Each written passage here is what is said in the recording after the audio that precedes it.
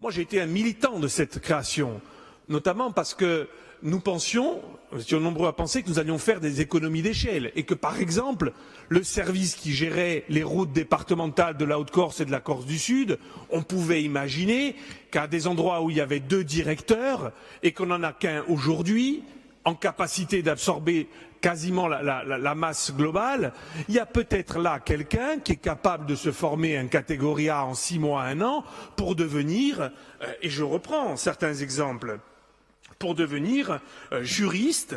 Alors, j'en prends un poste de chargé de l'évaluation du Fonds social européen. Un poste de chargé de mission du numérique éducatif. Alors ça encore, c'est un peu plus spécifique. Mais il y en avait un autre un petit peu plus haut sur une vocation très juridique. Écoutez, moi j'entends des fonctionnaires de cette maison qui disent être très largement sous-utilisés.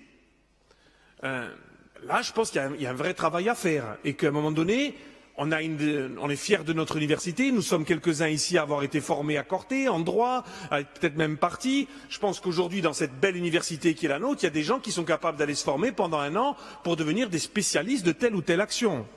Ça, je pense que nous pouvons le faire. Et je ne suis pas convaincu aujourd'hui que la politique de formation ait été suffisante. Je ne suis pas convaincu que la politique d'incitation pour dire à un fonctionnaire de cette maison qui est sous-utilisé aujourd'hui par une bonification, et on ne parle pas des primes, mais ça pourrait être fait aussi, l'inviter à se former, à monter en puissance sur le sujet. Malgré tout, je persiste à dire que nous voterons contre parce que c'est presque aussi un signal qu'on veut vous renvoyer dans le fait qu'aujourd'hui, notre collectivité, elle doit, vous le savez, je me souviens des longues discussions et des longues présentations de Jean Biancucci qui analysait fort bien, fort justement les comptes de la collectivité de Corse, les augmentations de charges de personnel, etc. et qui tirait la sonnette d'alarme. Si c'était vrai, Jean, il y a entre 2010 et 2015, je pense que ça doit être vrai encore aujourd'hui. Nous le savons que c'est là où il faut être vigilant. Nous savons que nous devons être performants.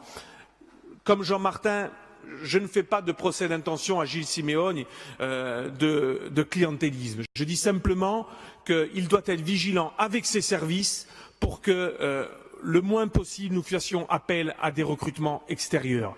Parce qu'il en va des politiques publiques que vous voulez mener.